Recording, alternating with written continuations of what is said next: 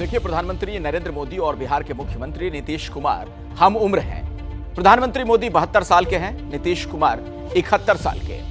दोनों राजनीतिक खेल में धुरंधर हैं। दोनों एक दूसरे के साथ भी रहे, लेकिन उस साथ रहने में एक खटका भी हमेशा बना रहा।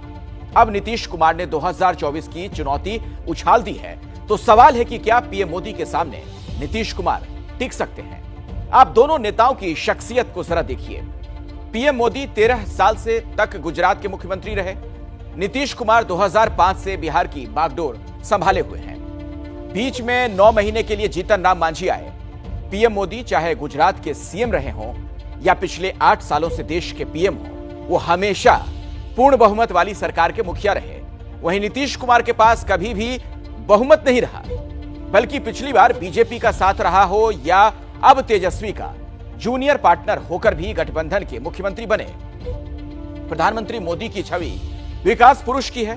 नीतीश कुमार ने शुरुआती दिनों में अपनी सुशासन बाबू वाली छवि बनाई। पीएम मोदी का तेवर सख्त निर्णय लेने वाला राजनेता का है, जबकि नीतीश कुमार की पहचान एक पलटी मारने वाले नेता की बन चुकी है। पीएम मोदी ने 2019 के लोकसभा चुनाव में पूर्ण बहुमत हासिल किया, जबकि नीतीश कुमार ने पिछले विधानसभा चुनाव में 2000 के बाद सबसे कम सीटें जीती थी।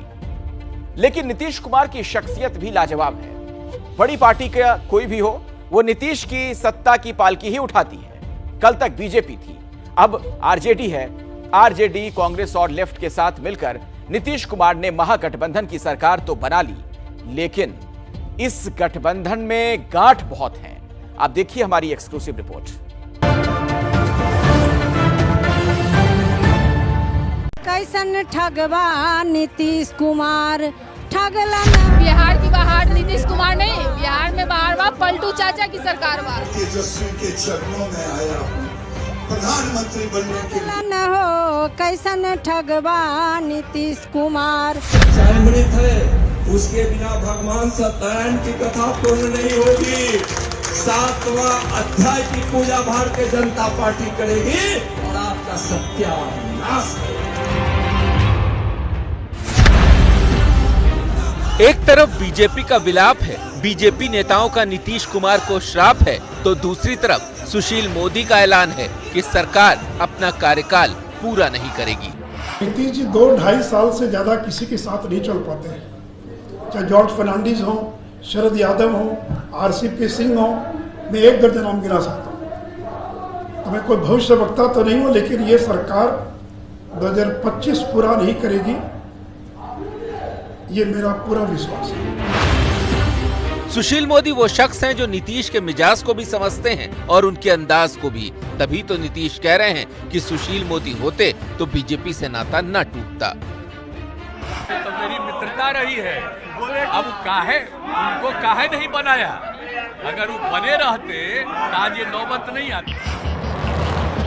तो क्या 2017 की तरह एक बार फिर पाला बदल हो सकता है? क्या 2025 से पहले महागठबंधन में टकराव शुरू हो सकता है? अभी तो महागठबंधन सरकार का श्री गणेश हुआ है और कलेश शुरू हो गया।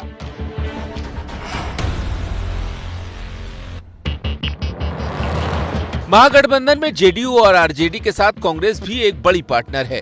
पाला बदलने से पहले नीतीश ने कांग्रेस हाईकमान से बात भी कर ली थी, लेकिन अब बिहार कांग्रेस के नेता कई मुद्दों पर पेच फंसा रहे हैं। 10 लाख नौकरियों पर पलटी कांग्रेस, सरकार में शामिल होने पर असमंजस, मंत्रियों की संख्या पर पेच। 2020 विधानसभा चुनाव में तेजस्वी यादव ने 10 लाख सरकारी नौकरियों का वादा किया था। उस वक्त कांग्रेस भी इस वादे के साथ थी, लेकिन अब कांग्रेस उससे पलट गई है। यही नहीं, कांग्रेस से सरकार में शामिल होगी या नहीं, ये भी अभी तय नहीं है। एजेंडा था उनका दूसरे तरह से, अभी परिस्थिति दूसरा है और आला कमान निर्णय लेगी जो सरकार में रहना है या नहीं रहना है और कितने आदमी को रहना है, ये सब उनकी प्रायोरिटी है। वैसे 10 लाख नौकरियों वाले वादे को लेकर अब तेजस्वी भी गोलमोल बातें कर रहे हैं। जल्दी 1 महीने के अंदर ऐसा बम्पर बिहार में लोगों को रोजगार और नौकरियां मिलेंगी जो शायद ही किसी और राज्य में नहीं हुआ हो। तेजस्वी क्यों नहीं कहते कि पहली कैबिनेट में वो 10 लाख नौकरियों का वादा पूरा करेंगे? तेजस्वी ने नीतीश से डिप्टी सीएम का पद मांगा, स्पीकर का पद मांगा, गृह मंत्रालय मांगा, फिर 10 लाख नौकरियां मांगने से पीछे क्यों हट गए तेजस्वी? तेजस्वी क्यों भूल गए कि उनके इसी वादे पर जनता ने उन्हें 2020 में सबसे बड़ी पार्टी बनाया था? क्या गठबंधन की मजबूरी उन्हें ऐसा करने से रोक रही है? महागठबंधन में शामिल जीतन राम मांझी की पार्टी हमने भी सरकार बनाने के साथ ही झंडा उठा लिया है। हमने मंत्रिमंडल में 2 मंत्री पद की मांग की है। महागठबंधन के लिए समन्वय समिति बनाने की भी मांग रखी है।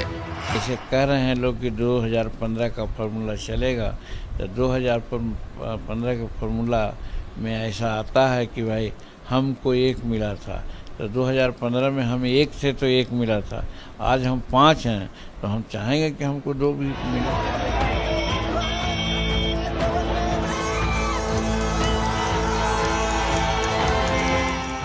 नीतीश कुमार ने नई सरकार बना ली है, लेकिन उनके सामने अब भी सबसे बड़ा चैलेंज मंत्रिमंडल को लेकर रहेगा। महागठबंधन में आरजेडी सबसे बड़ी पार्टी है और इस बार वो मंत्रिमंडल में ज्यादा पद मांग सकती है। यही नहीं, कांग्रेस और अलायंस के दूसरे पार्टनर्स को भी मंत्री पद देने होंगे। नीतीश के सामने बड़ा चैलेंज ये होगा कि पिछली सरकार में जेडीयू के सभी मंत्रियों को वो फिर से मंत्री बना सके, नहीं तो पार्टी पर टूट का खतरा होगा।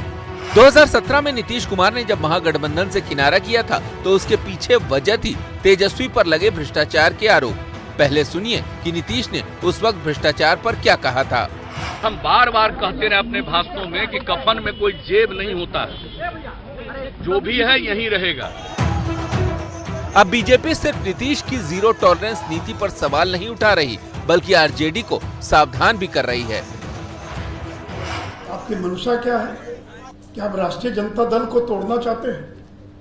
क्या आपकी साजिश है कि राष्ट्रीय जनता दल को तोड़कर और मैं बिहार का मुख्यमंत्री बना रहूं? लालू जी तो बूढ़े हो गए, बीमार रहते हैं, ये लड़का कब जेल चला जाएगा पता नहीं है, इसलिए ये कल राष्ट्रीय जनता दल को भी धोखा दे सकते हैं। इसलिए राजद के नेताओं को भी और सावधान रहने की आवश्यकता है। नीतीश के सामने अब बड़ा संकट ये होगा कि भ्रष्टाचार के आरोपों में घिरे तेजस्वी को लेकर वो क्या सफाई देंगे। अभी तो ये सरकार की इफ्तिदा है, महागठबंधन में अभी से गांठें दिखने लगी हैं। आगे आगे देखिए होता है क्या।